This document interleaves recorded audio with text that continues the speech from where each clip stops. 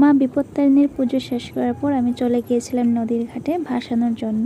আমার শ্বশুর বাড়িতে পুজো শেষ হওয়ার পর ভাসানোর নিয়মটা আছে। যেহেতু নিয়মটা আমার মায়ের ঘরে নেই, তার জন্য আমি জানতাম না। এখানে আসার পরে আমি জানতে পেরেছি যে বিপত্তারিণী পুজো শেষ করার পর সব কিছু মানে তেরো রকমের ফল ফুল সব ভাসিয়ে দিতে হয়।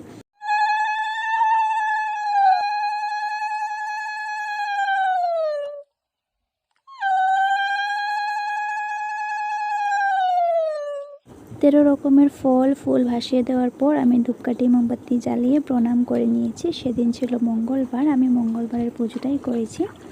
সেদিন কি যে গরম লেগেছিল আর কি যে রৌদ্র দিয়েছিল, কি বলবো তোমাদের বন্ধুরা। এই গরমের মধ্যে আমাকে নদীতে গিয়ে পুজো দিতে হয়েছে। তো যাই হোক, মা বিপত্তারিণীর পুজো দিতে পেরেছি, এটাই অনেক। আমি আমার লাইফে প্রথমবার আমি বিপত্তারিণীর পুজো করেছি, তাও আবার বিনা গার্জিয়ানে।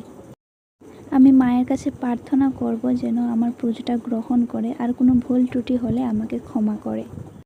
তো আজকের ভিডিওটা এখানেই শেষ করলাম। তোমাদের কেমন লেগেছে বলবে, আশা করি তোমাদের সবার ভালো লাগবে। বাই।